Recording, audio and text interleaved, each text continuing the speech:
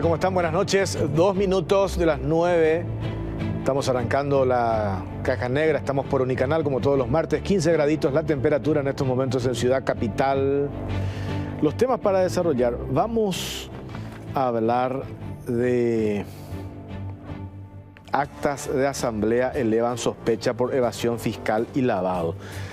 ¿Se acuerdan el caso de las empresas vinculadas al expresidente de la República, Mario Abdo Benítez? El informe de la Contraloría General de la República, que hacía referencia a algunas inconsistencias en la declaración jurada de bienes del expresidente. Se menciona lo de reservas operativas, las utilidades de estas empresas, Aldía S.A., Createc S.A., en 5 años generaron utilidades por valor de 45 millones de dólares. Esas utilidades de las empresas vinculadas al expresidente Mario Abdo Benítez no figuran en su declaración jurada de bienes. Fueron a parar a reservas operativas, que es una figura válida, pero en las actas de asamblea, tanto de Aldía S.A. como de Createc S.A. deben constar cómo se distribuyeron esas reservas operativas. Nosotros accedimos a las actas de asamblea y no figura. Entonces, ¿esto qué significa? Elevan sospecha, ahí está el título, elevan sospecha por evasión fiscal y lavado de dinero. Este es un material exclusivo que vamos a mostrar enseguida. Actas de las empresas del expresidente Mario Abdo Benítez que exponen, modus operandi para ocultar ganancias.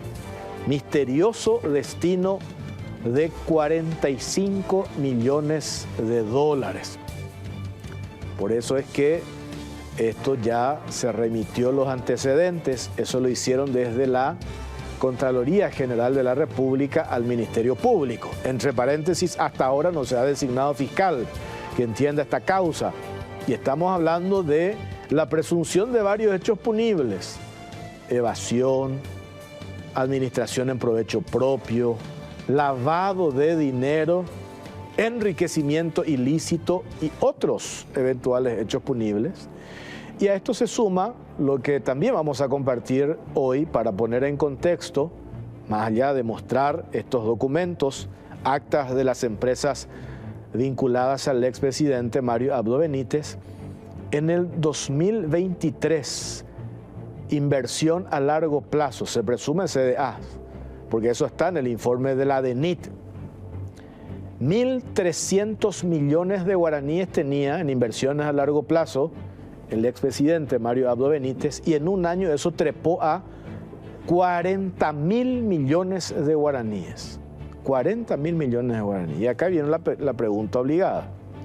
Si todas las utilidades, si todas las ganancias de sus empresas fueron a parar a reservas operativas, ¿de dónde sacó los 40.000 millones de guaraníes para fondos de inversión a largo plazo? Bueno, eso es uno de los temas que vamos a tocar esta noche. Y también vamos a hablar con la doctora Karina Sánchez, fiscal de la Unidad de Lucha contra la Trata de Personas, un tema sensible, preocupante. Trata de personas, un crimen que amenaza a nuestros niños, adolescentes. Aumentan las denuncias de trata de personas en Paraguay, menores de edad, principales víctimas. El 75% de las víctimas de trata en Paraguay son mujeres, niños y niñas. Estas redes de trata que operan en Paraguay y envían víctimas a la Argentina, a España y también a otros países. Vamos a hablar con la agente fiscal Karina Sánchez, ya está, enseguida vamos a charlar con ella sobre este tema. Y vamos a arrancar con esto. Accedimos a una fotografía, y acá vale aquel dicho que dice: una foto vale más que 1000 palabras. Preparamos un informe para poner en contexto, pero la noticia acá está en la fotografía que vamos a mostrar en el informe que preparamos, que dura poco más de 6 minutos. Que confirma la red de influencia, vínculos entre figuras de la era Abdo Benítez y el grupo Sucolillo, y esto hace que podamos entender este reclamo que viene haciendo la Confederación Sudamericana de Fútbol, la CONMEBOL, entre paréntesis, siempre repetimos esto, no precisamente por un capricho del presidente de la CONMEBOL, Alejandro Domínguez Wilson Smith, sino por un reclamo que hacen las 10 asociaciones de fútbol, que tenemos incluso acá las notas, 10 asociaciones de fútbol que le reclaman al presidente de la CONMEBOL la recuperación del dinero, parte del dinero de la era Leos que se fueron recuperando, un poco más de 130 millones de dólares, pero hay poco más de 5 millones de dólares en el Banco Atlas de la familia Sucolillo. La CONMEBOL quiere recuperar esa plata porque ellos consideran de que esa plata no le pertenece a este grupo empresarial, le pertenece al fútbol.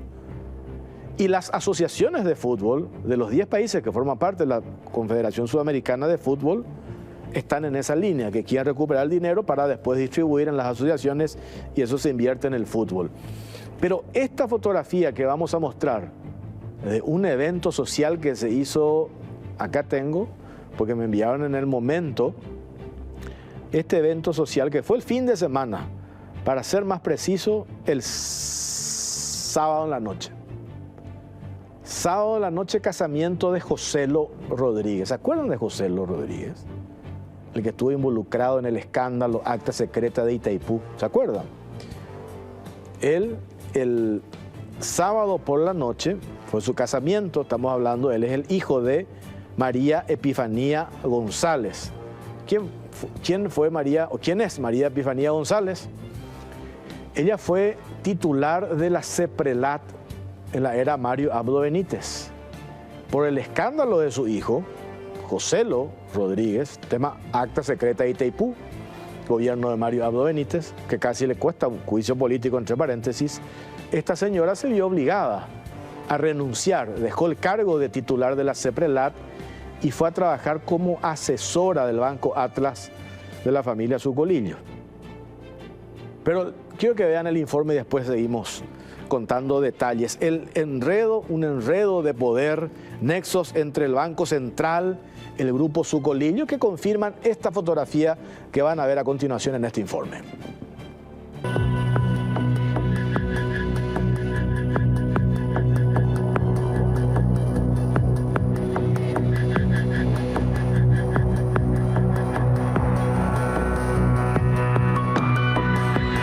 Red de influencia, vínculos entre figuras de la era Abdo y el grupo Sucolillo.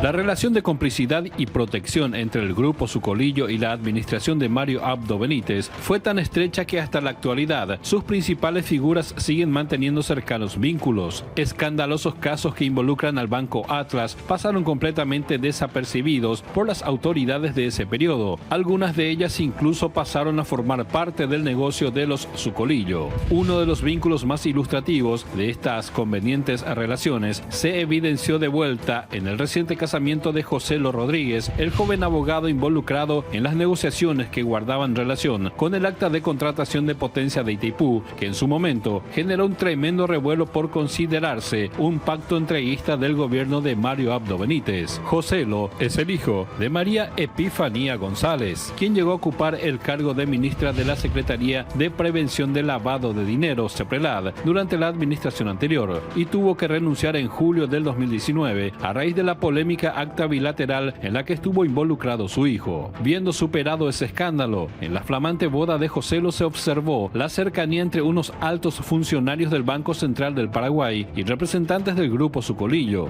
En ese evento se vio a Juan Carlos Martín, director del Banco Atlas, junto a Hernán Colmán Rojas, ex superintendente de bancos durante el gobierno de Abdo Benítez. La imagen captada del evento privado pone en relieve las estrechas relaciones personales y profesionales que vinculan a la banca matriz con el grupo empresarial propietario del Banco Atlas y del diario ABC Color. Los cuestionamientos cobran aún más fuerza a raíz de que el Banco Atlas, una de las principales entidades del grupo Sucolillo, viene siendo objeto de escrutinio e investigaciones fiscales por su presunta implicación en diversos casos relacionados con el lavado de dinero. Asimismo, genera mucha suspicacia que ahora el ex superintendente se muestre cercano a un directivo del Banco Atlas en una boda del hijo de otra ex autoridad del gobierno anterior, siendo que fue el responsable de negar información clave en el marco de una investigación penal sobre supuesto lavado de dinero en el Banco Atlas. Hay que recordar que en julio de 2021, la unidad especializada de lavado de dinero del Ministerio Público se vio en la necesidad de allanar las oficinas de la Superintendencia de Bancos, después de que Hernán Colmán se negara a proporcionar información sobre las cuentas vinculadas al expresidente de la Conmebol, Nicolás Leos, quien había utilizado el banco para blindar grandes sumas de dinero en circunstancias sumamente sospechosas.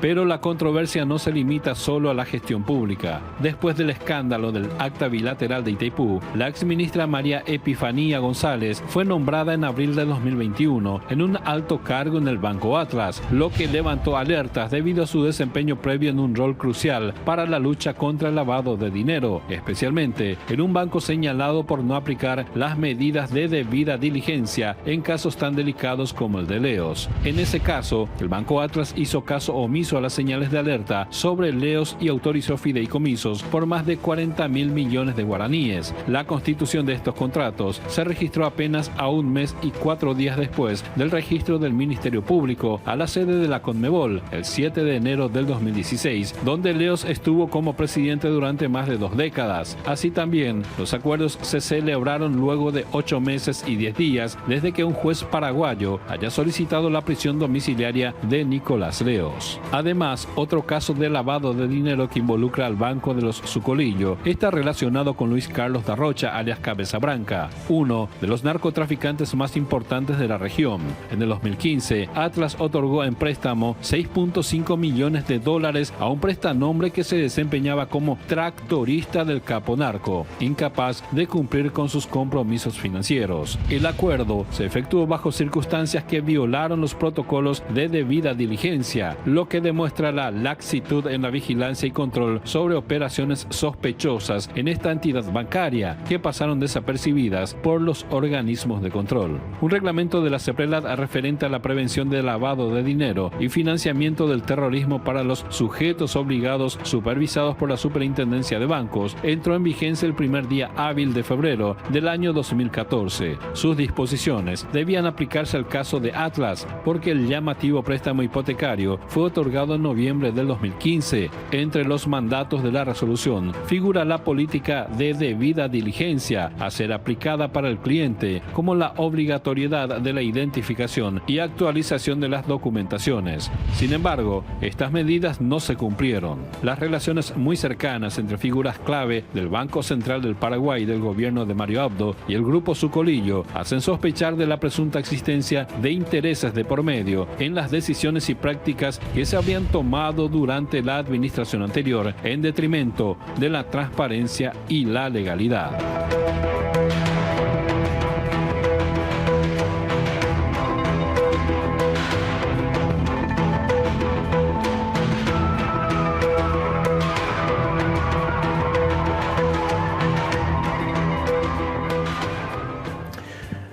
¿Por qué dice mucho esta fotografía? Podemos compartir. ¿Por qué dice mucho? Esto fue el sábado por la noche. Casamiento de José Lo Rodríguez, el involucrado en el tema acta secreta de Itaipú. ¿Por qué dice mucho esta fotografía? Este es un evento social, todos juntos en una misma mesa.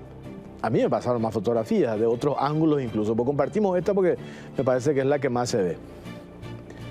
¿Quiénes están allí? Alto directivo del Banco Atlas, al lado Hernán Colmán, ex superintendente de bancos y también involucrado. ¿Por qué es importante lo de Hernán Colmán? ¿Ustedes se acuerdan cuando el Ministerio Público, en el marco de la investigación del tema lavado de dinero, caso Nicolás Leos, a partir de una denuncia que había formulado la Conmebol, consecuencia de una auditoría forense que practicaron en la institución, 2 en realidad, y allí encontraron esto que tiene que ver con el famoso contrato de fideicomiso que había hecho el Banco Atlas con Nicolás Leos. 2 contratos de fideicomiso. En total estamos hablando casi $5 millones. Entre paréntesis, la familia de Nicolás Leos ya devolvió la plata a la Conmebol en esta misma operación. Sin embargo, el reclamo que hace la Conmebol es que el banco se niega a devolver la plata a la institución. Por culpa, y eso hay que decirlo de esta manera, cuando la Fiscalía o los fiscales que tienen la investigación del caso Banco Atlas le enviaron notas a este señor que está allí sentado al lado del gerente o el director del Banco Atlas, le enviaron notas a Hernán Colmán Rojas cuando estaba en la superintendencia de banco. La Fiscalía le solicitaba información que tenía que ver con los depósitos de Leos en el Banco Atlas. Esa institución, a cargo de Hernán Colmán, se negó a proveer información en una primera nota. La Fiscalía envía un segundo reclamo, un segundo exhorto al titular de la Superintendencia de Bancos y le dice: si no nos provee la información que estamos solicitando, nos vamos a ver obligados a recurrir a otros elementos o a otra forma para poder acceder a esa documentación. Estoy recordando lo que habíamos publicado hace 2 años. Palabras más, palabras menos, la Fiscalía le dice: si no nos dan la documentación, vamos a allanar la institución. Y efectivamente Hernán Colmán se negó a proveer información a la Fiscalía en el marco de la investigación, caso Leo lavado de dinero. Y esto ha significado que días después la Fiscalía allane las oficinas de la Superintendencia de Bancos, que fue un escándalo. Por primera vez en la historia, una de las oficinas del Banco Central del Paraguay fue allanada por el Ministerio Público. Los agentes fiscales se alzaron con la documentación que querían. Y esto también ha significado una llamada de atención por parte de Gafilat. ¿Y qué tiene que ver Gafilat acá? En ese momento se estaba definiendo, Paraguay estaba pasando la etapa del examen para aprobar las pruebas de Gafilat. Es más, los enviados, los técnicos del Grupo de Acción Financiera Latinoamericana estaban en nuestro país. Se reunían con autoridades del sector público, referentes del sector privado, inclusive también con un grupo de periodistas. Nosotros tuvimos un par de reuniones con referentes de Gafilat. Y el juez que había ordenado, firmó el acta de allanamiento, fue el juez Humberto Otazú. Y recuerdo una entrevista que le habían hecho a Otazú al juez, preguntándole sobre este tema, y él dice: una de las recomendaciones de Gafilat era que todas las instituciones abocadas o vinculadas, relacionadas al trabajo de combate, lavado de dinero y lucha contra el terrorismo, tienen que trabajar de manera coordinada. Y hace una argumentación fantástica el juez Otazú, entre paréntesis, cuando él justifica la orden de allanamiento a nada más y nada menos que una oficina del Banco Central del Paraguay. Y en esa recomendación de Gafilat aparece que tienen que coordinar en el marco de la lucha contra el lavado de dinero el Ministerio Público, la CEPRELAT, el Poder Judicial, Banco Central del Paraguay, etcétera, etcétera. Varias instituciones. Bueno, una de las instituciones que se negó a cooperar desoyendo las recomendaciones de Gafilat fue el Banco Central del Paraguay, era Mario Abdo Benítez, con este señor al frente de la superintendencia de bancos. Este señor que están viendo ahí en el casamiento al lado de un alto directivo del Banco Atlas. En el casamiento de Joselo Rodríguez, el hijo de la ex titular de la CEPRELAT, María Epifanía González, que entre paréntesis después se fue a trabajar, ocupó un cargo importante en el Banco Atlas del Grupo Sucolillo.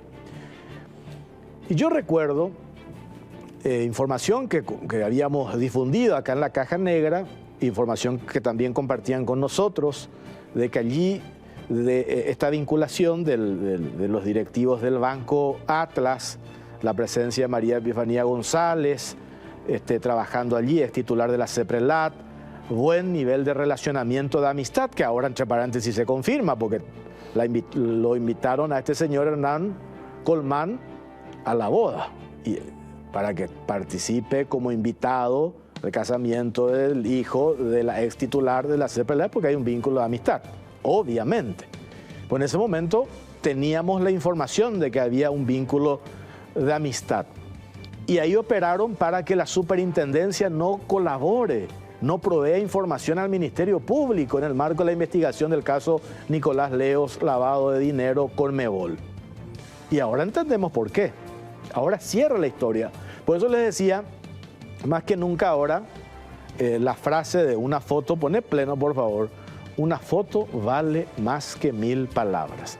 Ahí está la conexión que nosotros hace 2 años, casi 3 ya habíamos denunciado.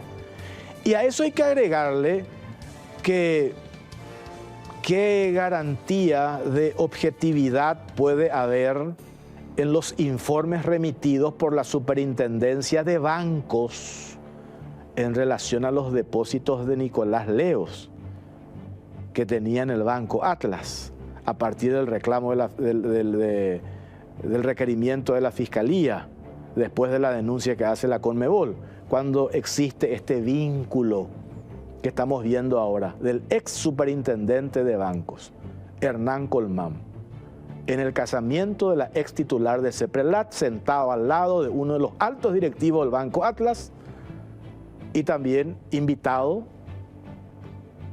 por la ex titular de la CEPRELAT y por una alta funcionaria, empleada, después de salir de CEPRELAT, fue al Banco Atlas de la familia Sucolillo.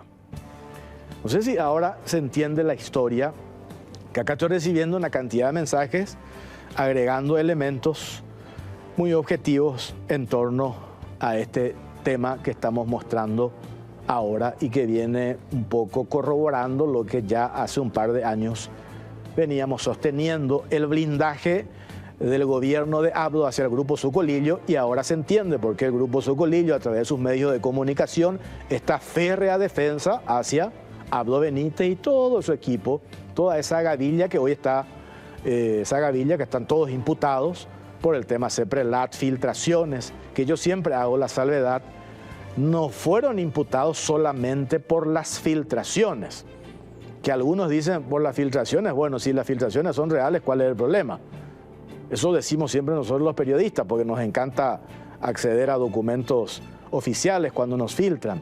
El tema está que los funcionarios públicos en general tienen prohibido, y los de la CEPRELAT en particular, por una ley que refuerza la confidencialidad, no pueden filtrar documentos públicos, documentos privados, pero que forman parte de los documentos que se encuentran dentro de la CEPRELAT. Que por cierto, para cerrar este tema, eso casi nos costó al Paraguay no pasar la prueba de Gafilat. Si no fuese por el trabajo de otras instituciones como el Ministerio Público, la gestión de Sandra Quiñones o también la labor del Poder Judicial, no pasábamos la prueba. Porque una de las observaciones que hacía Gafilat era a Carlos Arregui, Carmen Pereira, CEPRELAT, por el tema filtraciones. Y la gravedad del tema filtraciones, por el cual están imputados no solamente las filtraciones, sino el hecho de haber accedido a información confidencial y haber fraguado el contenido de esa información confidencial. Ahí está la gravedad del hecho. y que después ya sabemos qué pasó, remitieron a FinCEN en Estados Unidos y toda la historia del perjuicio que han generado a un grupo empresarial muy importante, solamente por un capricho del expresidente Mario Abdo Benítez para destruir a un adversario político. Y ahora entendemos por qué la defensa del grupo Sucolillo al ex gobierno de Mario Abdo Benítez, a toda su gavilla. Acá está un ejemplo. El blindaje que altos funcionarios del gobierno de Mario Abdo Benítez brindaban al grupo Sucolillo. Caso, denuncia de Conmebol, que no la hacemos nosotros, porque estoy escuchando que dicen que nosotros hicimos la denuncia hace Alejandro Domínguez, no solamente un capricho de Alejandro Domínguez, sino a partir de un trabajo de auditoría forense que se hace dentro de la Conmebol y donde saltan estas irregularidades, entre ellas este caso de 2 contratos de fideicomiso entre Leos y el Banco Atlas, que la Conmebol, por pedido de las asociaciones de fútbol, quiere recuperar la plata porque consideran que esa plata no le pertenece al Banco Atlas, no le pertenece a la familia Sucolillo, no le pertenece a Miguel Ángel Miki Saldívar ni a Natalia Sucolillo, le pertenece al fútbol. Hacemos una pausa, venimos enseguida.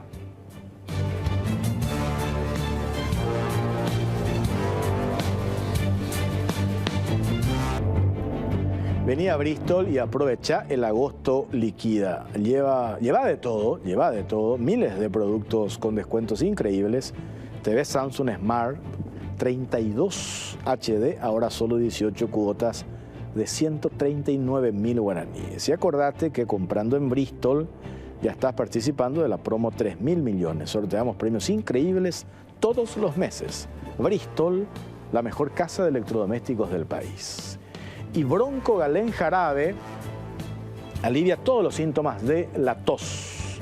Broncogalén es también fluidificante y expectorante. Eso es Broncogalén Jarabe. Todo lo natural en un solo producto. Y un solo producto para toda la familia. Además, no tiene azúcar. Atendé bien. Ambaú, eucalipto, miel y limón. Orecopa y té. Y no te olvides de la presentación cómoda y práctica de Broncogalén Spray con la misma fórmula y con sabor a miel. Broncogalén Spray te soluciona las situaciones incómodas porque lo puedes sacar y usar en donde sea. Broncogalén Paraguayo y té Naturalete. Es de Laboratorios Galeno, de venta libre en farmacias. Si los síntomas persisten, consulte a su médico. Vamos con este informe. Trata de personas, un crimen que amenaza a nuestros niños y adolescentes.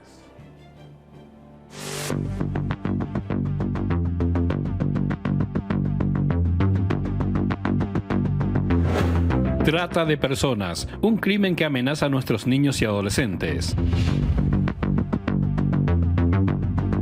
La trata de personas sigue siendo un desafío significativo tanto para Paraguay como para el resto del mundo. Este delito, considerado uno de los negocios criminales más lucrativos a nivel global, afecta especialmente a niños, niñas y adolescentes. La trata de personas es una violación grave de los derechos humanos que implica la explotación de individuos a través de diversas formas, como la explotación sexual, el trabajo forzado y la servidumbre. Este crimen afecta a millones de personas en todo el mundo y se estima que genera miles de millones de dólares en ganancias ilícitas anualmente. En Paraguay, las estadísticas oficiales muestran un aumento en las denuncias y las víctimas atendidas en los últimos años, reflejando una mayor conciencia y esfuerzos de las autoridades para combatir este crimen. Sin embargo, persiste un subregistro considerable, lo que dificulta tener una imagen completa del alcance real del problema. Entre el 2019 y el 2023 se registraron 1.239 víctimas, siendo la mayoría mujeres menores de 18 años. Las redes de trata en Paraguay suelen captar a personas de comunidades en situación de pobreza y a otros grupos vulnerables, que luego son explotados tanto dentro del país como en el extranjero, principalmente en España y Argentina. Entre las estadísticas proporcionadas por la Fiscalía, en el año 2019 fueron asistidas 234 víctimas de trata, en el 2020 fueron atendidas 361 y en el 2021 la cifra fue de 241. 95. Al año siguiente hubo 214 casos y el año pasado se registraron 185 causas. Desde el año 2003, el 75% de las víctimas de trata en Paraguay fueron mujeres, niños y niñas, según datos del Observatorio sobre Políticas Públicas y Derechos de la Niñez y la Adolescencia de la Coordinadora por los Derechos de la Infancia y la Adolescencia. Entre el 2013 y el 2019 se registraron en Paraguay 625 casos de niñas, niños y adolescentes víctimas de trata, siendo el 71% de estas víctimas niñas y adolescentes mujeres. En el mismo periodo, 783 menores fueron víctimas de explotación sexual comercial, de los cuales el 88% también fueron niñas y adolescentes mujeres.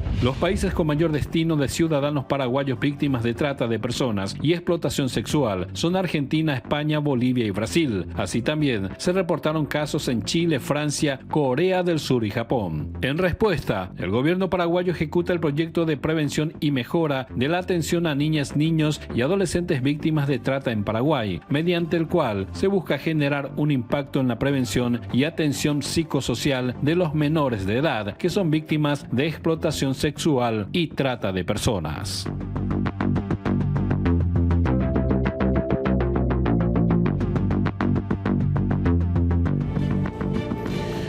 Sobre este tema vamos a hablar con la doctora Karina Sánchez, ella es fiscal de la Unidad de Lucha contra la Trata de Personas. ¿Qué tal, doctora? ¿Cómo le va? Muy bien, buenas noches. Bueno, ¿cómo estamos trabajando desde su unidad en relación a este tema? Y bueno, desde el Ministerio Público siempre tratamos de, con los pocos recursos que tenemos, hacer lo máximo, ¿verdad? Teniendo en cuenta que este crimen es bastante complejo, y más aún cuando se da en el exterior, que requiere la cooperación de otras autoridades, sí, la atención a las víctimas. En muchos países hace bastante tiempo que venimos fortaleciendo esa cooperación, como España, por ejemplo, que estábamos notando en el informe, que es un país con el que en Europa es nuestra puerta de entrada, ¿verdad? Porque también se van identificando víctimas en Francia, en Turquía, en Polonia, en varios países en donde muchas veces no tenemos contacto, entonces también nos ayudan los españoles a hacer los contactos que requieren en esa zona. Entre el 2019 y 2023, estábamos viendo en el informe 1.239 casos, víctimas. ¿Es así? Sería con una mezcla de víctimas de explotación sexual, también entiendo, ¿verdad? Sí, entiendo que sí, sería una mezcla de explotación. Y la mayoría menores de 18, ¿es así? Sí, pasa que en la unidad nosotros, aparte de ver el tema de trata de personas, también investigamos proxenetismo, pornografía infantil, también extrañamiento de personas, y entonces eso suma también la cantidad de víctimas. Y en este año, por ejemplo, el tema de la pornografía infantil, estamos más de 1000% aumentó la cantidad, y eso también hace que nos cueste más procesar todas las causas en tiempo y forma, ya que todos requieren de una atención inmediata, y estamos viendo cómo... Hablaste del tema de las limitaciones en materia presupuestaria, ¿verdad? Además, tema presupuesto, ¿y qué herramientas necesitamos, doctora? Y bueno, el presupuesto nos da la herramienta que necesitamos a los efectos de tener más funcionarios, que es ahora el problema acuciante en todo el Ministerio Público, que estamos con pocos funcionarios. También algo muy importante que ahora se está empezando a fortalecer es el Departamento de Trata de Personas de la Policía, que está teniendo un fuerte fortalecimiento en este momento. Y para nosotros... A mí me hablaron muy bien del comisario Duré.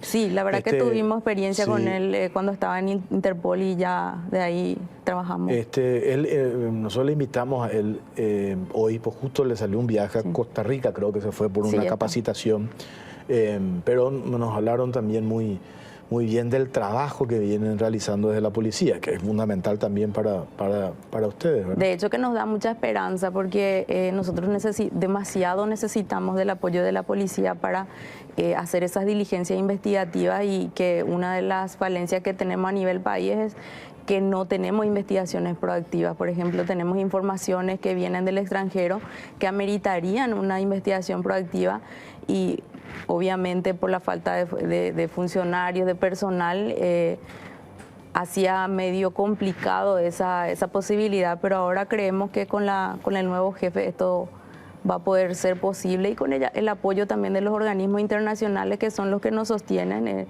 la Agencia de Cooperación Española, la Organización Mundial para las Migraciones y varias otras organizaciones que nos apoyan a los efectos de capacitarnos, fortalecer en tema de herramientas que necesitamos para investigar. Nos ayuda muchísimo. Corregime si me equivoco, doctora. Este es un tema tan sensible y a mí, es mi percepción, a lo mejor estoy equivocado. Yo sí es noticia cuando se desbarata una red, un grupo de gente que se dedicaba a esto, y ahí un tiempo aparecen las noticias, pero después me da la sensación que desaparece. ¿Por qué no se visibiliza tan? Entiendo que el tema, la mayoría son menores, ¿verdad? Y ahí también tenemos una limitación legal, ¿verdad? De temas nombres, datos, identidades. Yo entiendo eso, pero es una percepción mía, pero con estos números, estas cifras aterradoras, por cierto, no tenemos mucha visibilidad en el sentido. Yo entiendo el trabajo de ustedes, a pesar de las limitaciones que dijiste también del comisario Duré, pero me da la sensación de que algo más necesitamos hacer. Hablaste de una reacción proactiva, ¿verdad? Una investigación proactiva. ¿Qué significa eso? Pasa que tenemos información de hace varios años ya de las zonas de donde surgen las víctimas o el origen de las víctimas, en donde también desde el Ministerio Público tratamos de apoyar a las instituciones que tienen que encargarse de la prevención o de establecer políticas públicas, porque desde la parte penal o de la persecución penal no es suficiente para evitar que este tipo de hechos se produzcan. Entonces lo que hacemos del Ministerio Público también darle las herramientas o las informaciones de en qué zona se está produciendo, de por qué está pasando ciertas cuestiones en Caguazú, en Alto Paraná, que son las ciudades y departamentos de donde hace muchísimo tiempo que están saliendo víctimas menores de edad.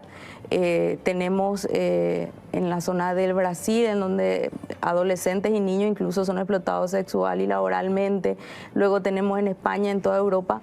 Y siempre hay un factor común que es el lugar de origen. Entonces, hemos puesto a disposición de las instituciones esa información a los efectos de que se impriman las medidas que correspondan. Y a nivel país nosotros tenemos una falta aún, ¿verdad? Que necesitamos que se instale el Programa Nacional para el Combate a la Trata de Personas, que entiendo ya está próximo a ser firmado por el presidente, porque ya hace varios años que se viene trabajando y ya se tiene la estructura para continuar, que para nosotros va a ser un cambio, ¿verdad? Porque ¿qué va a ser?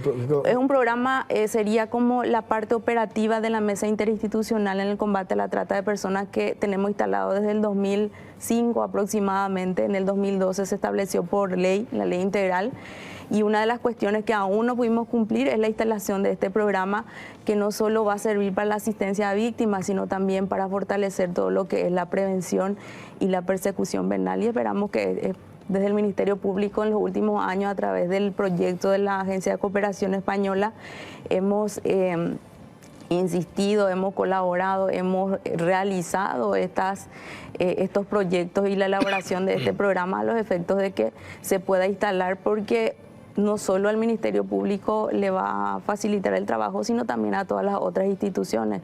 Y esperemos que podamos tener ese programa ya muy próximo y podamos probar cómo va a funcionar. Y hablando de investigaciones proactivas, es eso también, fortalecer a la policía con los mecanismos que la ley nos permite activar, que son la utilización de infiltrados, las escuchas telefónicas, que hace un tiempo no estamos pudiendo hacer justamente por la falta de fortalecimiento. Doctora, a partir de casos puntuales en el marco de investigaciones, ¿alguien se encarga de hacer, no sé si es el término correcto, de identificar, de reclutar, de ir a ese lugar de origen? ¿Cómo funciona eso? ¿Hay una participación también de quién? ¿De los padres o falsas promesas? ¿O con la expectativa de que el menor en sus condiciones de vulnerabilidad pueda salir adelante, falsas promesas? ¿Cuál es el caso así en general que detectan ustedes? Bueno, ya lo que estamos viendo y que también guarda relación con que en el último tiempo como que está bajando las denuncias. No significa que no esté ocurriendo el hecho, sino que se está denunciando menos. Y lo que vemos es que se está naturalizando, se está invisibilizando y naturalizando el hecho. Las personas que están en una situación de vulnerabilidad se arriesgan y se van con la posibilidad de que sean explotados, igual están asumiendo esos riesgos. Y vemos, por ejemplo, muchos casos, y uno de los casos más violentos que vimos en estos últimos años son los casos de varones adultos que son explotados en fábricas clandestinas de cigarrillo en Brasil, que en los últimos tiempos no habíamos visto tanta violencia, y estas personas incluso muchas veces piensan que puede pasar eso, pero igual la necesidad les obliga, o esa idea de que a lo mejor gano un poco de dinero, me sacrifico y voy a ganar dinero. Por eso decís que se normaliza. Se normaliza, las personas como y ahí que... es mucho más difícil trabajar y detectar y buscar responsables, porque si se hace con pleno conocimiento y sobre todo si son mayores, ¿verdad? Mayores, y los menores de edad de Caguazú y Alto Paraná, que es como que algo normal en la comunidad, de que llegado a la edad de 13, 14 años, la única idea que tienen es ir al Brasil. Como salida para salir adelante. Claro, al Brasil, como que ahí no se controla, tampoco cruzan fácilmente, y van a trabajar en las fábricas clandestinas de ropa, y están trabajando 12 a 14 horas, ganan un poco de dinero y piensan que eso es el futuro que tienen, el único futuro que tienen. Y por otro lado, el tema de la explotación sexual, que lastimosamente estamos viendo que los propios familiares están insistiendo o están proponiendo este tipo de trabajo. A veces no saben, los hijos, las hijas o las sobrinas no saben que el trabajo a lo que le están llevando al exterior es para ejercer la prostitución, y una vez que llegan ahí no tienen de otra. Entonces vemos que las propias madres le están prostituyendo, le están captando, llevando. Y es horrible, porque a nivel nacional también vemos el tema del proxenetismo. En la mayoría de los casos, las niñas de 11, 12 años están siendo explotadas por las propias madres, abuelas, padres. Se da esto en el entorno familiar. Vidas enteras, familias enteras destruidas por esa naturalización justamente. O sea, ya no se identifican como víctimas. Entonces, nuestro trabajo es doble, porque aunque no se identifiquen como víctimas, nosotros tenemos que ver quiénes son los responsables de este tipo de hechos, y igual continuar con el proceso y lograr condenarles y sacarles de circulación. Y esto ahí está el otro componente, o sea, no sé cómo decirlo, la atención psicológica, una vez que se detecten, pues sobre todo los menores, ¿verdad? En el acompañamiento psicológico. Bueno, creo que después ustedes desbaratan una red de menores, de trata de personas, rescatan, vienen acá, tienen que tener una atención particular en lo que respecta a la salud mental, ¿verdad? Totalmente, y justamente la unidad es una de las pocas unidades que tiene un equipo técnico especializado para abordar a las víctimas, tanto para el proceso, ¿verdad? Para hacer las evaluaciones, para que nosotros podamos procesar a los autores y llevar a juicio, y por otro lado hacer esa conexión con las otras instituciones para el seguimiento de la asistencia inmediata, en ese sentido, atendiendo a la falta de recursos también de las otras instituciones, y teniendo en cuenta que el Ministerio Público es la institución que carga con la víctima hasta que se termina el proceso. Desde el 2018 la unidad tiene un proyecto de Fondo Semilla.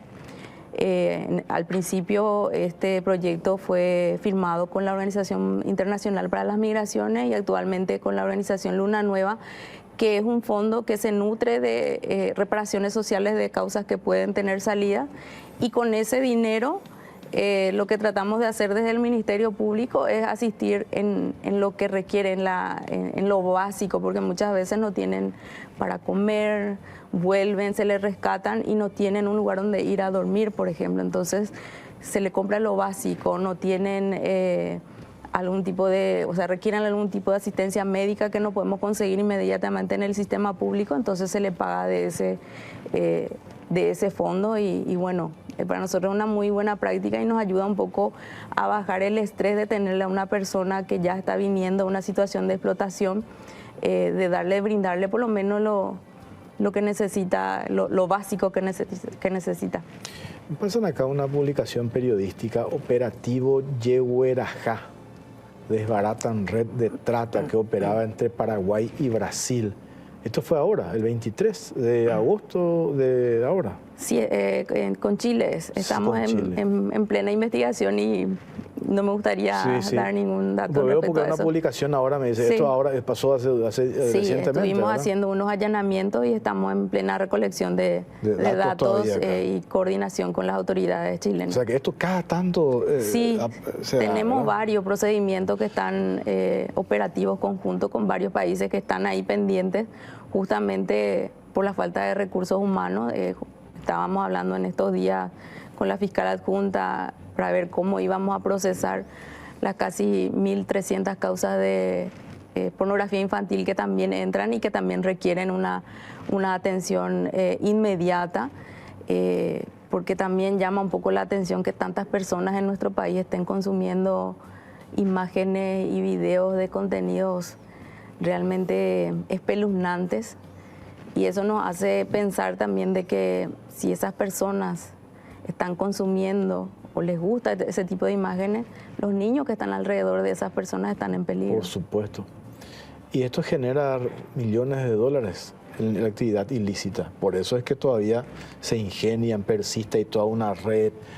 Hay lugares ya detectados donde ya se normalizó, ya es. ¿Cómo desmontar? Por eso es tan importante el tema recursos humanos, digo, y recursos también para nutrirse de herramientas tecnológicas para hacer frente a esto. No hay otra salida, ¿verdad? De hecho que el fiscal general está también tratando de buscar alguna forma de fortalecer la unidad y todo lo que guarda relación con el abordaje de los hechos punibles donde están involucrados los niños, niñas, adolescentes, que es algo que llama mucho la atención y que amerita una respuesta inmediata, ¿verdad? Entonces estamos también tratando de aportar en ese sentido, de fortalecer, de buscar cooperación para hacer lo que se pueda y lo que se tenga que hacer. A mí yo me quedo sorprendido con esto que estás contando, que se normalice esto. Ahí entra, esto ya es sin retorno, porque ya hay una degradación moral de las personas, o sea, sin retorno. Porque si hay un reconocimiento de que es un problema, entiendo yo, de que pudieron haber sido engañados, falsas promesas, hasta ahí yo puedo llegar a entender, ¿verdad? Tener una oferta laboral importante afuera, entonces uno va con una expectativa, ahí cae en el engaño, bueno, ahí uno puede entender cómo funciona, pero cuando ya esto se normaliza a sabiendas de a qué uno va, ahí está más complicado. Claro, pero de hecho muchas veces uno puede saber incluso a qué va, ¿verdad? Pero las condiciones que les prometen no son siquiera mínimas, ¿verdad? Entonces vemos lo que está prohibido acá, que hay que tener presente, y que la prostitución que ejerce una persona mayor de edad no está prohibida, pero que otra persona esté lucrando con esa prostitución, eso sí está prohibido. Y si se dan las condiciones de la trata, pueden ser procesados por trata de personas. Muchos paraguayos están cayendo, están siendo procesados aquí en el extranjero también, justamente por esa normalización. Ella quería luego, o ella no se opuso, o ella podía, la puerta estaba abierta, ella ¿por qué no corrió? Se fue bajo consentimiento, pero también ahí está el tema de la capacitación de los operadores de justicia. Nosotros tenemos que tener la capacidad y la especialización en el tema para los efectos de determinar efectivamente qué es una situación de trata y qué no.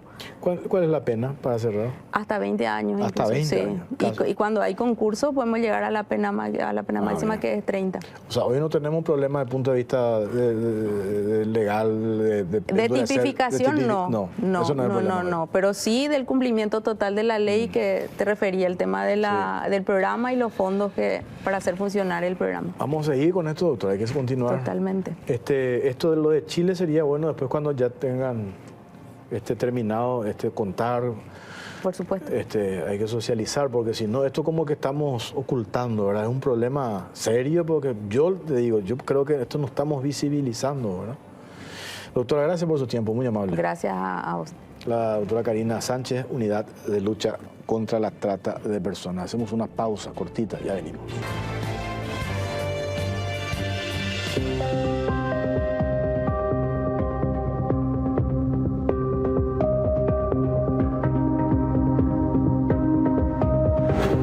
Actas de asamblea elevan sospecha por evasión fiscal y lavado. 45 millones de dólares sin rastro.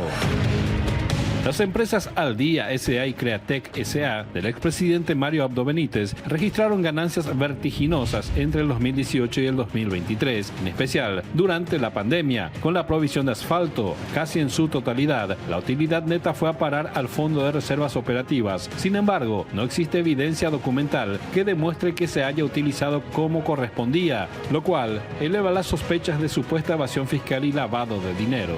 Un crecimiento exponencial de 70 veces más en la venta de asfalto desde que asumió el poder, las inconsistencias en los estados financieros y el misterioso destino de las utilidades registradas en las empresas ligadas a Mario Abdo Benítez son puntos claves a tener en cuenta al inspeccionar el circuito del lucrativo negocio del exmandatario durante su gobierno. Al Día S.A. y Createc, empresas en las que Abdo Benítez es accionista mayoritario, están en la mira de la Contraloría, ingresos tributarios y de la Fiscalía por las serias irregularidades detectadas. Ambas firmas dedicadas al rubro del asfalto destinaron casi todos sus ingresos a las reservas operativas, lo cual genera muchas interrogantes. Se habla de 45 millones de dólares, 329 mil millones de guaraníes entre el 2018 y el 2023 que fueron enviados a este fondo, que como dice su nombre, se enmarcan dentro de las facultativas para que la empresa pueda operar ante imprevistos. Sin embargo, hasta el momento no se pudo determinar el uso que se le dio a ese dinero, ya que en las actas de las asambleas no se menciona ese aspecto. La Caja Negra accedió de manera exclusiva a las actas de ambas empresas ligadas al exmandatario. En ellas se observa que cada año el directorio destinaba la mayor parte del dinero a ese fondo, sin que exista constancia alguna de que se haya utilizado posteriormente para alguna inversión o emergencia, lo cual necesariamente debía especificarse en cada documento. En el caso de Al Día S.A. del ejercicio 2018, las reservas operativas fueron de 4.705 millones de guaraníes. Del 2019 no se destinaron a reservas operativas, sino que se optó por la reserva para inversiones para destinar la suma de 11.812 millones de guaraníes. Del ejercicio 2020 de vuelta fueron 8.000 millones de guaraníes a reservas operativas. Del ejercicio 2021 la utilidad neta fue de 42.041 millones de guaraníes y en su totalidad se destinó a las reservas operativas. Y de igual manera, se hizo con la ganancia del ejercicio 2022, que fue de 65.995 millones de guaraníes y que en su totalidad se envió a las reservas operativas. En la empresa Createc del ejercicio 2020 fueron 16.150 millones de guaraníes a reservas operativas y solamente 2.000 millones de guaraníes se distribuyeron entre los accionistas. Del 2021 fueron destinados 21.145 millones de guaraníes a reservas operativas y 1.400 millones se repartieron entre los accionistas. Y del 2022 fueron destinados 10.278 millones de guaraníes a reservas operativas y 3.000 millones se repartieron entre los accionistas. La derivación de las utilidades a reservas operativas no constituye una acción ilegal, siempre que al dinero se le dé los usos autorizados por la legislación tributaria. Sin embargo, en el caso de las empresas del expresidente Abdo Benítez, no se sabe qué pasó con los 45 millones de dólares, equivalentes a casi la totalidad de las utilidades obtenidas. De acuerdo con la normativa vigente, cuando una empresa tiene utilidades acumuladas al cierre de su ejercicio fiscal, dispone de tres posibilidades. Una,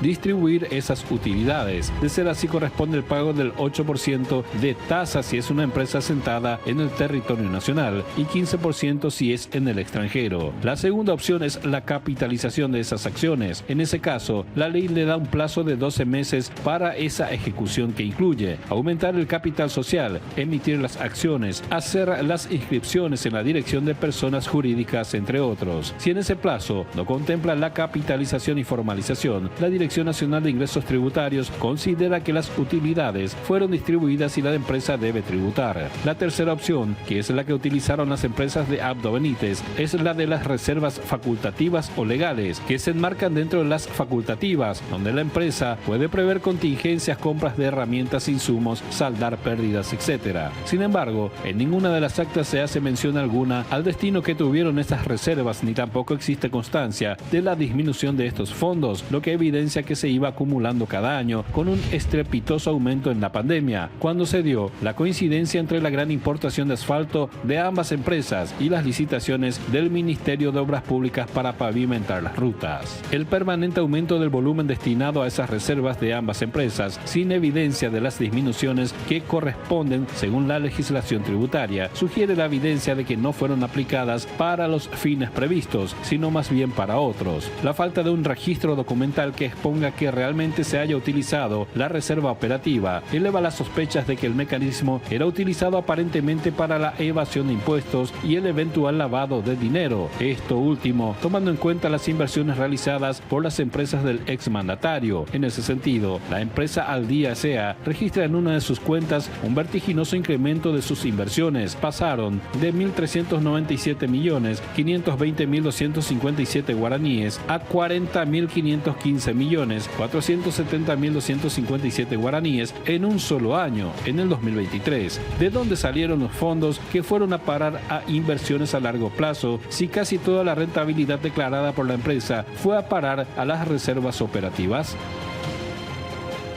El expresidente de la República debe explicar el destino del dinero producto de las ganancias de sus dos empresas durante el tiempo que ejerció como mandatario. Además, como evidencia que existe, amerita una fiscalización de la Dirección de Ingresos Tributarios, de modo a realizar una trazabilidad del dinero que no fue repartido entre los accionistas de las empresas y se envió a un fondo de reservas cuyo destino se desconoce.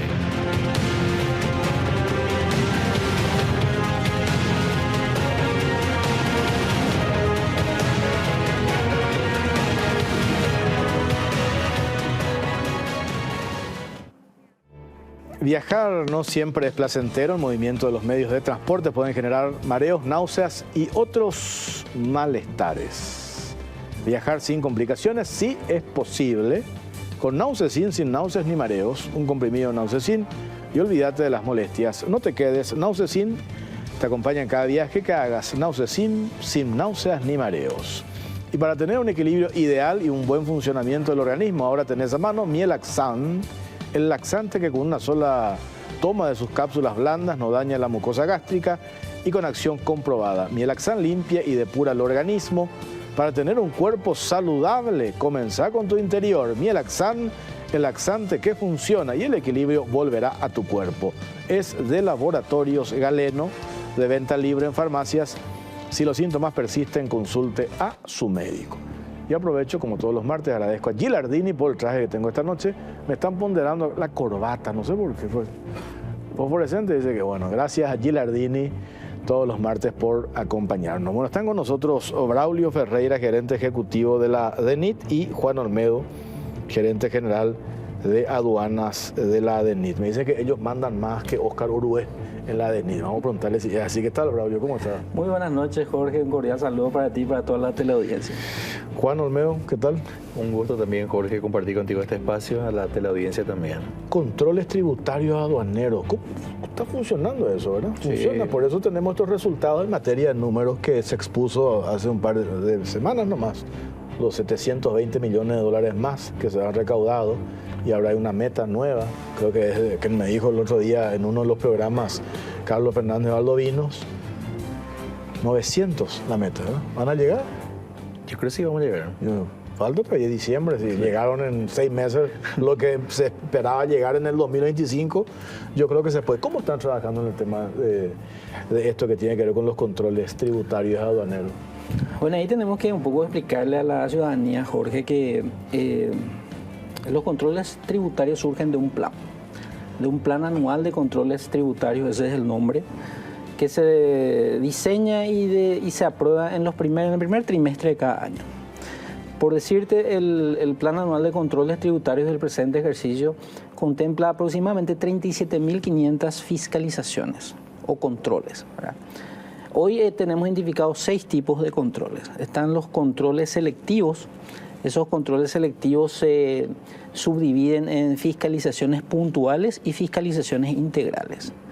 Luego tenemos los controles preventivos, que está sustentada en las operaciones que realiza la Coordinación Aeroviajá, que habrás escuchado, que es un poco el que hace la prevención de esos delitos. Luego tenemos los controles masivos, los seguimientos impositivos y finalmente las investigaciones tributarias, ¿verdad? Ese conglomerado de controles tributarios que, repito, para este año tenemos una meta de 37.500, ¿verdad? Estamos ejecutando y monitoreando en forma permanente, en forma trimestral, al efecto de poder ir haciendo los ajustes que sean necesarios. Esos controles, lógicamente, contribuyen a lograr estos números que hoy tenemos, ¿verdad? O sea, lo importante es que entienda la ciudadanía que todo deriva de un plan, ¿verdad?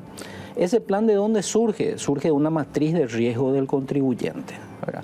Esa matriz de riesgo es una matriz que se elabora también anualmente y se perfecciona periódicamente, en la cual un poco se diseña cuál es el perfil de riesgo de cada contribuyente. Entonces, en base a eso se ejecuta el plan. Hoy tenemos aproximadamente 850.000 contribuyentes activos, de los cuales 800 corresponden a la categoría de grandes contribuyentes y 5.000 medianos contribuyentes. El resto serían o son catalogados como pequeños contribuyentes. De los casos que se revisan, se auditan, ¿cuál es el procedimiento, Juan? ¿Cómo avanza después? ¿Se encuentran algunas inconsistencias? Ahí se recurre a la cuestión que le dicen administrativa, se le pide explicaciones. Si la empresa responde, bueno, no pasó nada, pero si no convence y se mantienen las dudas, ¿cómo se actúa? Ahí, Jorge, es importante primeramente mencionar, para fortalecer y complementar lo que dijo el gerente Braulio, que con la creación de la DENIT, se dio básicamente un aspecto clave en los procesos de control, que es la unión de dos matrices de riesgo.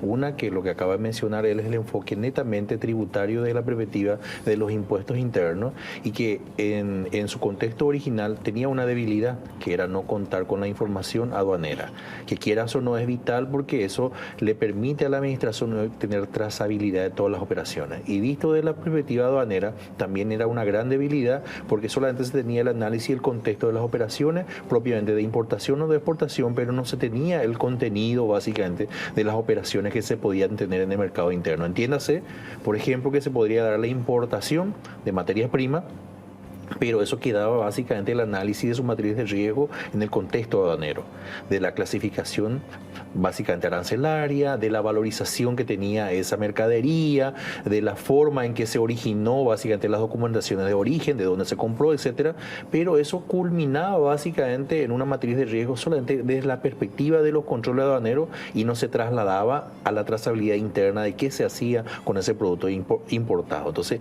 hoy con lo que explicó el gerente Braulio, nosotros estamos complementando con la DENIT la integración de esas dos matrices. Y ahí viene básicamente a responder un poco la pregunta que vos estás haciendo, ¿verdad? Cada uno de los procesos de control tienen básicamente un desarrollo totalmente diferente e independiente. Desde la matriz de impuestos internos los procesos están puntualmente desarrollados desde el comienzo de la identificación, ya sea de la inconsistencia como consecuencia de un cruce de información que se basa básicamente en declaraciones efectuadas por el mismo contribuyente. O sea, el mismo contribuyente presenta sus declaraciones y nosotros ahora podemos hacer un análisis de la consistencia de ese dato. Si en aduana ingresó este vaso como plástico, y sin embargo, en la información que tenemos en impuesto interno, ese vaso finalmente se le vendió al consumidor final como de vidrio, entonces ya tenemos una trazabilidad, una inconsistencia, entonces con esa matriz nosotros ya desarrollamos el proceso de control.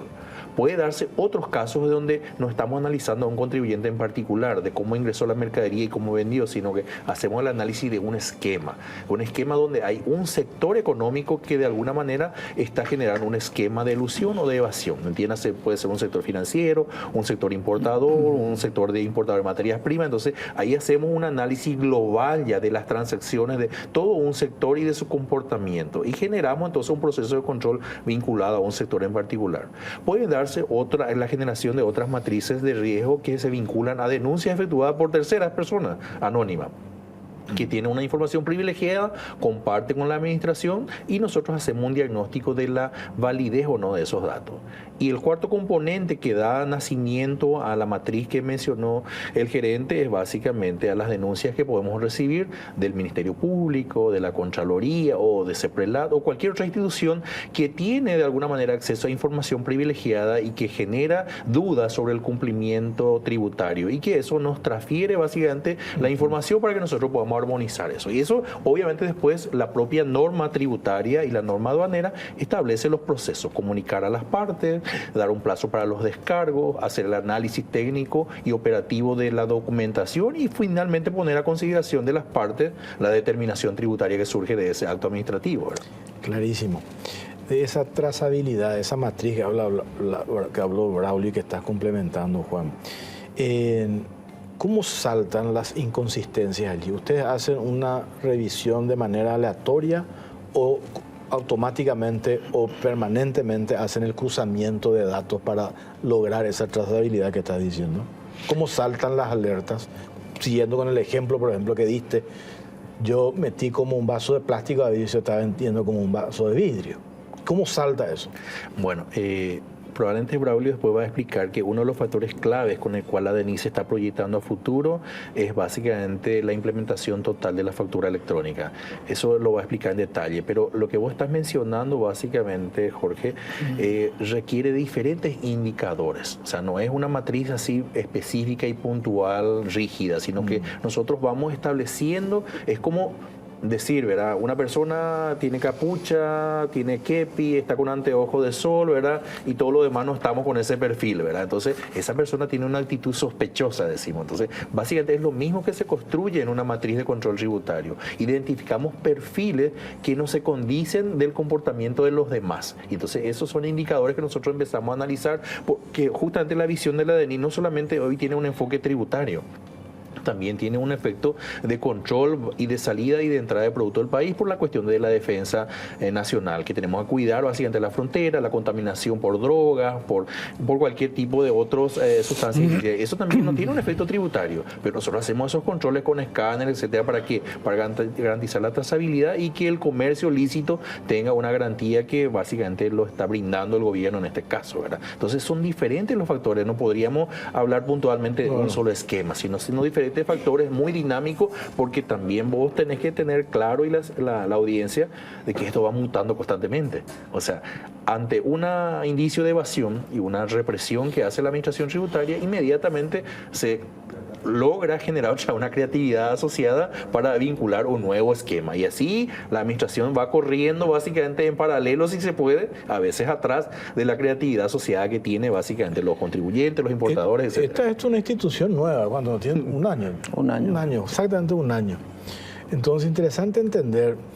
Yo vengo insistiendo en algo de limitar entender el funcionamiento de las instituciones, los roles en las instituciones. Tendemos a mezclar mucho. ¿Sabes dónde insistí? Con lo que no tiene nada que ver con ustedes, ¿verdad? Pero con lo que pasó con el tema del diputado Lalo Gómez. Yo dije, el rol de la policía, de la FOPE, el rol de los fiscales, el rol del juez que dio la orden de limitar. Entonces, después de tener bien conceptualmente los roles, ahí se pueden determinar grados de responsabilidades. Porque en el debate público metemos todo y a veces generamos una tremenda ensalada. ¿Por qué hago esta introducción? Yendo al tema puntual. El caso que fue tapa de todos los diarios, un escándalo, pues estas empresas vinculadas al expresidente Mario Abdo Benítez. ¿Cómo surge eso? Surge de un procedimiento natural que hace el órgano de control natural del Estado, que es la Contraloría General de la República. Revisa declaraciones juradas para hacer el examen de correspondencia. Para cerrar el examen de correspondencia requiere algunas cuestiones documentales y recurren a la DENIT, ¿verdad? Y ahí hay una cuestión que me gustaría entender y de paso la audiencia también entienda. Todos o varios empresarios me dijeron, pero espera un poco, yo tengo empresa y yo mi utilidad meto a reservas operativas. Es recontra válido eso. Utilidades que meto a reservas operativas. Pero meter reservas operativas me determina también cómo tengo que distribuir. ¿Es así? Esas reservas operativas. ¿A dónde quiero llegar? No quiero nomás que parezca o que empresas utilicen eso que está permitido, no dividirte las utilidades, meter reserva operativa y sea una forma de evadir impuestos. ¿Cómo se determina qué se hace con esas reservas operativas? Esa es la primera pregunta. ¿Cómo se determina qué hacemos con las reservas operativas? Ahí básicamente hay que tener en cuenta, Jorge, lo siguiente. Lo que vos estás mencionando son conceptos contables, de técnicas contables y de exposición contable, básicamente, que son facultades propias que tiene una empresa conforme a sus políticas financieras, de inversión y de contabilidad propiamente. Obviamente, es cierto, hay normas internacionales que establece el tecnicismo cómo exponer esas exposiciones contables. Desde el punto de vista tributario, la competencia que nosotros tenemos es la de auditar los últimos 5 ejercicios. Entonces, si una empresa en particular hace uso de un artificio contable para eludir o de alguna manera diferir, porque no podemos hablar básicamente de una evasión, sino a lo mejor de una elusión o un diferimiento del pago, nosotros como administración tributaria tenemos la facultad de darle seguimiento a eso. ¿Por qué? Porque los controles tributarios que nosotros hacemos, no hacemos particularmente por un solo ejercicio. O sea, si tomamos una muestra por lo menos de 2 años o de 3 años. Entonces, tenemos la posibilidad de evaluar la continuidad de ese comportamiento que tiene la empresa, básicamente en esta manera de exponer contablemente una situación. Entonces, si en un ejercicio dado tenemos un evento, tenemos la posibilidad de evaluar si en el siguiente año cómo se comportó ese evento, si se redujo o si se aumentó, cuál es la contrapartida de inversión que se pudo dando con ese dinero. Entiendo. Entonces, en función a eso, evaluar lo que para nosotros es nuestra competencia, el pago de los impuestos, porque obviamente si en un año se adiciona un volumen importante en reserva, en algún momento dado eso se tiene que descargar para hacer inversiones, o si no se invierte para capitalizar o efectivamente para distribuir, y en ese momento empieza el compromiso tributario nuestro de evaluar si realmente están pagados los impuestos correctamente. Y ahí es donde tengo otra duda. Yo entiendo ahora que sí, tienen que esperar los procesos, ¿verdad? Así mismo. Porque yo digo, ¿qué pasa? ¿Por qué la DENIT no hace una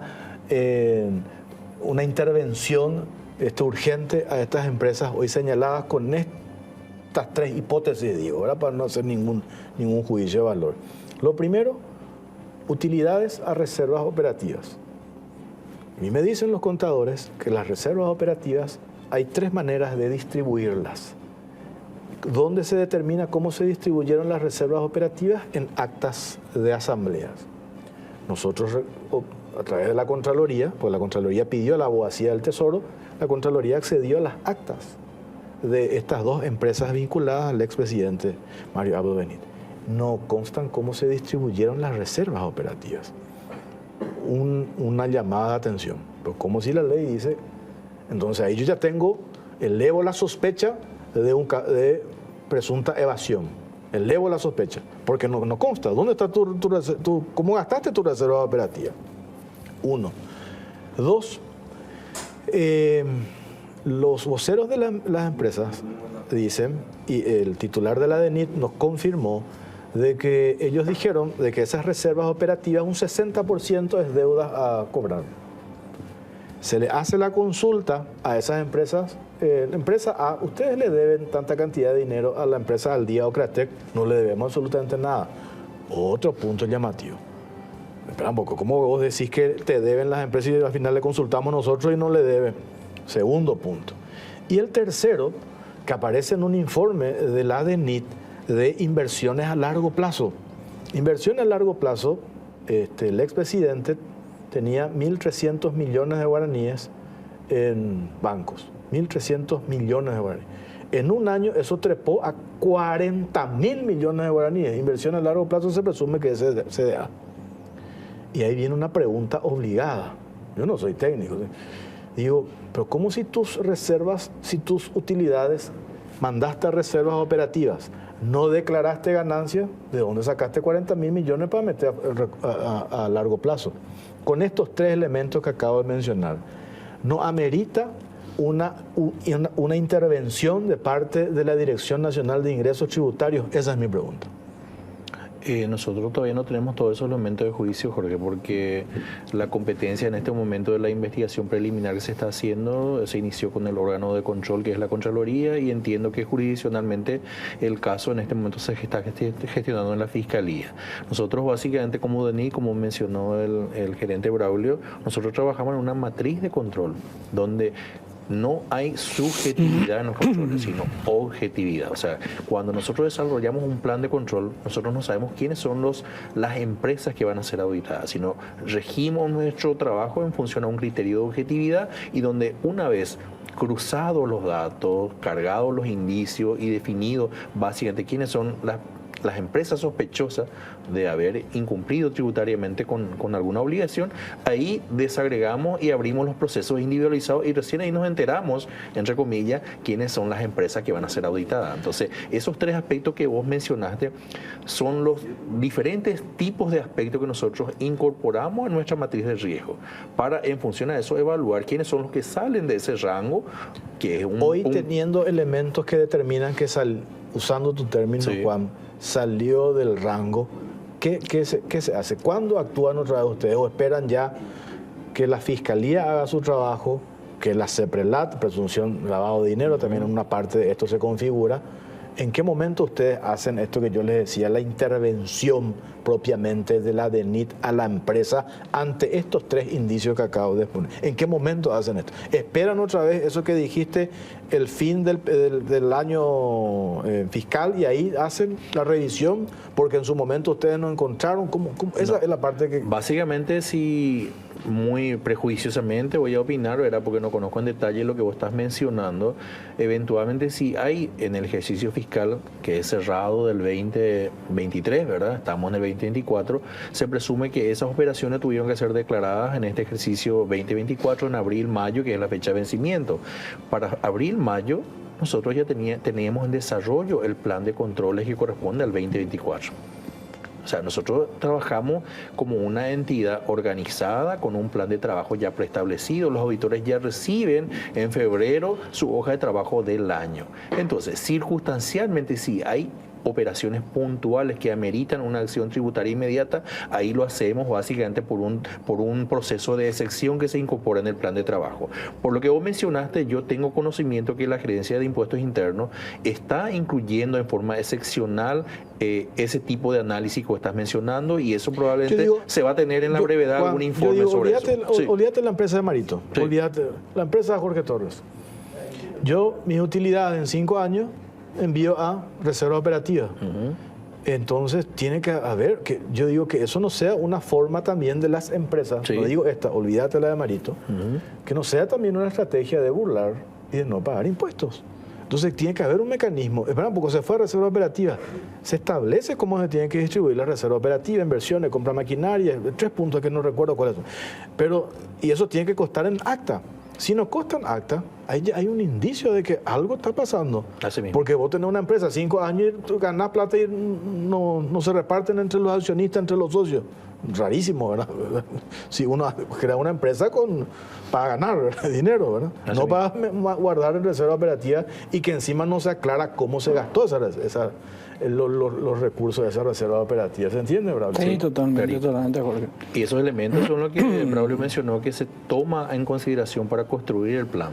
O sea que este evento que se ha mediatizado, nosotros probablemente y con mucha seguridad te digo que íbamos a estar observando ahora en diciembre, cuando empezamos a generar los insumos necesarios para que en enero elaboremos el plan anual.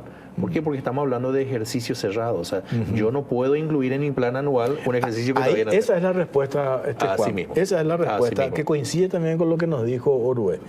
Ustedes tienen que hacer usar el término, esa revisión, claro, porque ahora en esta etapa saltó estas cuestiones, estos 3 puntos llamativos o sospechosos, lo que quieras, como quieras llamarlo, lo pueden hacer en diciembre, ¿verdad? Como un plan de ajuste en nuestros controles, sí, pero debemos de recoger primero todo el cumplimiento que tuvo que estar obligado el contribuyente a desarrollar en las fechas de vencimiento correspondientes. Y una vez que recoge esa información, ahí se establece básicamente esa información como un insumo al plan. y se verifica el cumplimiento conforme a los ratios que tienen las otras empresas similares del sector. Se recoge información de la Abogacía del Tesoro, de la Dirección de Registro de Sociedades. Y ahí tenés ya una diferencia grande, porque si las empresas vinculadas al sector, si mirás sus ratios, como decís, tú hiciste la diferencia, ¿verdad? De 8 empresas que se dedicaban a este rubro, de 8, 7, 6 prácticamente no vendieron absolutamente nada. Solamente, ahí ya se da un elemento, yo digo, algunos me dicen, sí, oferta de mercado, ¿verdad? Si de 8 empresas, 2 vendieron, pues fuimos más guapos para ofertar nuestro producto. Sí, coincidentemente son las 2 empresas del expresidente, ¿verdad?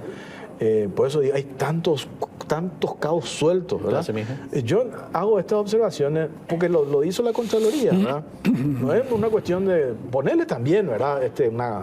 Periodísticamente yo tengo un caso que me cerrado, ¿verdad? O sea, periodísticamente.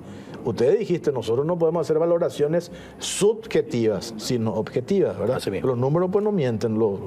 Pero acá hay cuestiones que llaman poderosamente la atención. Reitero, reserva operativa, ¿cómo se gastó la reserva operativa? No sabemos.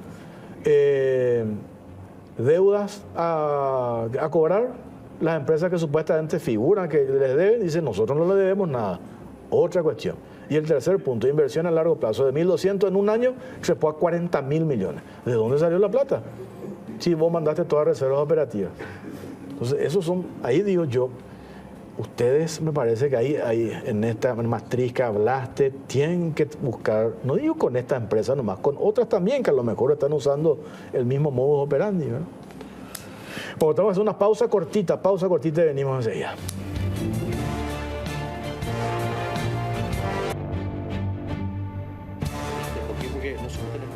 A ver, no tenemos más tiempo, porque qué gusto da esto. Yo estoy aprendiendo un montón acá con ustedes. Lo que dijeron en la pausa da más gusto. Espera, el plan anual, ustedes están cerrando ejercicio 2020. Claro, 2020, 2021. ¿Por qué? Porque nosotros tenemos que hacer un análisis de todo el registro contable de la empresa. Y la empresa, ¿cuándo cierra? Sus operaciones cierran en diciembre de un año. Pero los balances y los registros contables se presentan ante la Administración Tributaria en abril. La asamblea, los actas de asamblea se desarrollan en abril. Me explico. Entonces, ¿cómo la DENI va a controlar y cerrar una operación ya antes que se hayan sustanciado todos esos procesos? Entonces, nosotros en julio, agosto ya estamos trabajando cómo desarrollar nuestro plan anual, ¿verdad? Entonces, nosotros todavía no vamos a tener los insumos necesarios para identificar inconsistencias o sospechas de evasión. Entonces, no podría yo estar diciendo, ahora yo estoy auditando ejercicio 2023. Pero si la Fiscalía le pide, usted claro, en forma puntual. A la Fiscalía le pide, usted tiene... La Fiscalía nosotros estamos en contacto permanente. Por eso es que usted respondió. Totalmente. Así mismo. Bueno, vamos a ir entendiendo entonces, está bien. Acá si era Juan de los Palotes ya estaba preso, me dicen acá. No es tan así, por eso yo decía, hay que explicar con detenimiento, así como lo hace Juan y como lo hace Braulio. Gracias, Juan, muy amable. Gracias, Braulio. A la hora siempre. Bueno, se nos fue el tiempo, ¿verdad? Acá los muchachos quieren ir. Gracias por acompañarnos. Buenas noches. Buenas noches.